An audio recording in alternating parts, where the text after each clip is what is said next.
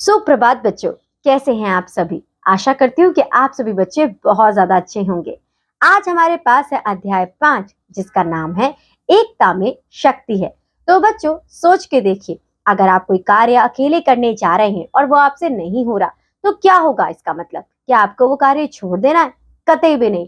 तब आपको जरूरत है कि आप एकता की शक्ति को समझें और अपने दोस्तों के साथ उस कठिन कार्य को हल कर दें। तो चलिए पढ़ते हैं इस कहानी को हमारी एक्सपर्ट के साथ। हेलो प्यारे बच्चों, कैसे हैं आप सभी।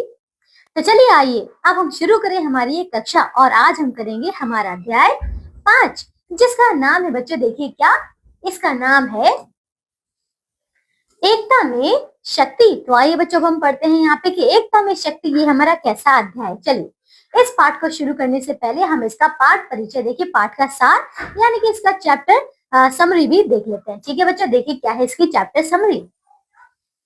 प्रस्तुत पाठ में संगठन का महत्व बताया गया है। संगठित होकर कठिन से कठिन कार्य को भी सरलता पूर्वक किया जा सकता है। हमें एकजुट होकर कार्य करनी चाहिए। तो देखिए बच्चों ये जो अध्याय है बच्चों बहुत ही ज्यादा अच्छा है।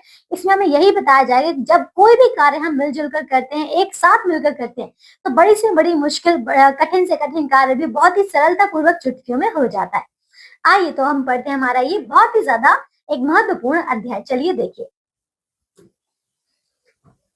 बच्चों, बिल्ली द्वारा रोज रोज चूहों का सफाया करने से प्रतिदिन चूहों की संख्या तेजी से कम होने लगी। तो देखिए बच्चों क्या हो रहा है, आपको तो पता ही है कि बिल्ली और चूहे कितनी जो है बच्चों दुश्मन होती है ना। तो देखिए बिल्ली क्या कर रही थी, रोज रोज जो है चूहों को खा जा रही थी, इसीलिए जो है चूहों की संख्या जो है धीरे धीरे कम होती जा रही थी, है ना। तो अब देखिए फिर क्या हुआ इसमें, देखो फिर इसके बाद बच्चों आखिर चूहों को क्या समस्या मिली और देखिए उन्होंने क्या इसका हल निकाला। देखिए एक दिन सभी चूहों ने मिलकर एक सभा की और बिल्ली से बचने का उपाय सुझाने की बात की। तो बच्चों देख रहे हैं, देखिए सभी की ये सभा हो रही है और वो क्या करते हैं, सभा यानी कि सभी लोग एकत्रित होकर एक विषय पर चर्चा करते हैं और कहते हैं कि कोई ऐसा उपाय सुझाया जाए, ऐसी युक्ति बताई जाए जिससे कि बिल्ली से बचा जाए, है ना।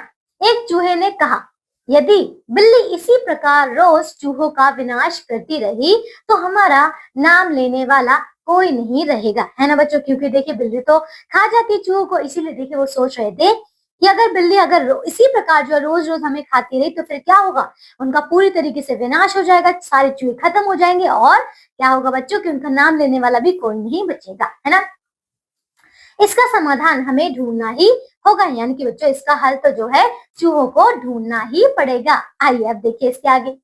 कुछ देर आपस में विचार विमर्श करने के पश्चात एक वृद्ध चूहा बोला। देखिए क्या बोला चूहा, कहता है हमारी मृत्यु तो एक ना एक दिन निश्चित ही है, फिर क्यों ना बहादुरी की मौत मरा जाए, है ना बच्चों। तो देखिए जब वो आपस में विचार विमर्श कर रहे थे तो फिर वो सारे विचार करने के बाद उन्हें एक वृद्ध चूहा था, वृद्ध यानी कि जो एक बूढ़ा चूहा था, उसने बताया कि देखिए जब हमें मरना तो है ही, क्योंकि हर किसी को एक ना एक दिन मरना ही है, तो उसने कहा कि जब हमें मरना ही है तो फिर क्यों ना बहादुरी से मारा जाए, है ना। उसने इस प्रकार का सुझाव दिया। आइए अब देखिए इसमें आगे और क्या होने वाला है। उसी समय एक दूसरे चूहे ने कहा, मैं इनके विचार से सहमत हूँ, यानी कि मैं हामी भरता हूँ कि इन्होंने बिल्कुल सही कहा है।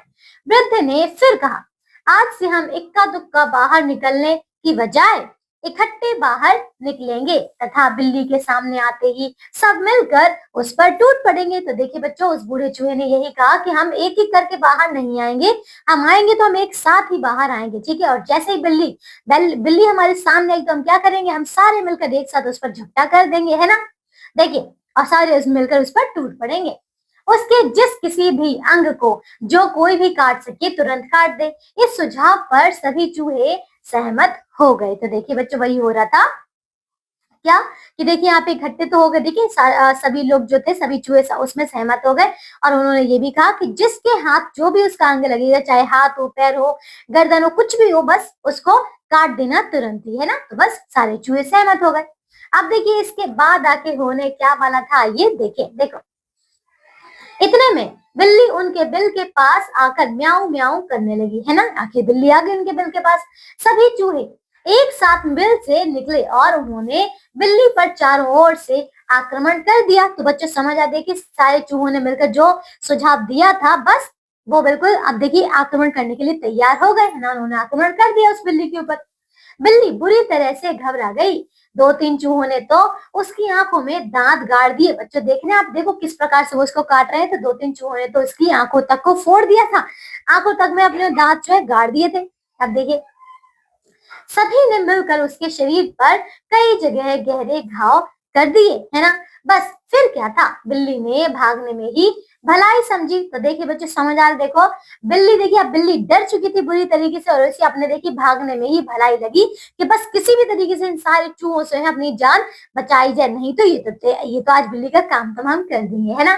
देखिए फिर वह कभी वहां दिखाई नहीं दी, है ना बच्चों, क्योंकि चूहों ने बहुत बुरी तरीके से उसे डरा दिया था। इस प्रकार एकता से छोटे छोटे चूहों ने अपने से कहीं बड़ी बिल्ली को मैदान छोड़ने पर मजबूर कर दिया। तो देखिए बच्चों समझ आ रहा है, देखिए इतने छोटे छोटे से चूहों ने, जो कि देखिए उनकी दुश्मन होती है खास बिल्ली, देखिए बिल्ली को, इतनी बड़ी बिल्ली को उन्होंने भगा दिया, है ना। तो बच्चों समझ आया, देखिए अब बिल्ली हार चुकी थी और वो भाग चुकी थी, और उस जगह पर वो कभी भी दिखाई नहीं दी। फिर आप देखिए इसके आगे, फिर बच्चों देखो बच्चों, एकता में शक्ति होती है, याद रखो। अगर हम एक होकर रहेंगे तो हमें कोई हरा नहीं सकेगा, है ना बच्चों, समझ आ रहा है। इसीलिए देखिए इस कहानी से हमें यही शिक्षा दी गई है कि अगर हम एक साथ रहें, एक मिलजुल कर रहें बच्चों, एक दूसरे का साथ दे, तो फिर कोई भी बड़ी से बड़ी ताकत बच्चों हमें हरा नहीं पाएगी, है ना। तो बच्चों ये थी हमारी कहानी। आइए अब हम करें इसके शब्दार्थ यानी कि वर्ड मीनिंग। देखिए क्या है, सफाया यानी कि खात्मा, फिनिश, प्रतिदिन, रोजाना, डेली, सभा यानी कि सम्मेलन, गैदरिंग, उपाय यानी कि तरकीब, ट्रिक, विनाश, समाप्ति, एंड समाधान यानी कि हल, सॉल्यूशन, विचार विमर्श यानी कि सोच विचार, डेलिब्रेटनेस, पश्चात यानी कि बाद में, आफ्टर, वृद्ध यानी कि बुजुर्ग, ठीक है, ओल्ड, मृत्यु, मौत, डेथ, निश्चित यानी कि अवश्य, श्योर, सहमत यानी कि रजामंद, एग्री, इक्का दुक्का यानी कि एक दो, ठीक है, अ फ्यू, इकट्ठे यानी कि एक साथ, टुगेदर, अंग इसका अर्थ है भाग यानी कि पार्ट, तुरंत, जल्दी, सून, सुझाव यानी कि सलाह, एडवाइस, आक्रमण यानी कि हमला, अटैक, भलाई यानी कि उपकार, फेवर, एकता यानी कि संगठन, यूनिटी। तो देखिए बच्चों ये था हमारा अध्याय जो कि पूरा हो चुका है ना। और इसके आगे आपको दिए गए हैं ये अभ्यास के प्रश्नोत्तर, तो ये बच्चों आप सभी को अच्छे तरीके से पूर्ण करने है ना। मैं आशा करती हूँ कि आप सभी को ये कहानी पढ़कर बहुत अच्छी एक सीख मिली होगी कि सभी को एकता में रहना चाहिए, है ना। तो बच्चों आज के लिए सिर्फ और सिर्फ इतना ही। अब हम मिलेंगे एक नई कक्षा में और करेंगे इसका आगे का अध्याय। तब तक के लिए आप सब अपना ध्यान रखिए, स्वस्थ रहिए, बाय बच्चों। तो देखा बच्चों कैसे इन सारे दोस्तों ने मिलकर उस कठिन कार्य को हल कर लिया।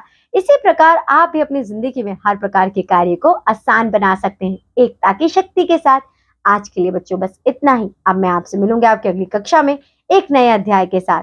तब तक के लिए आप अपना बहुत सारा ध्यान रखिएगा।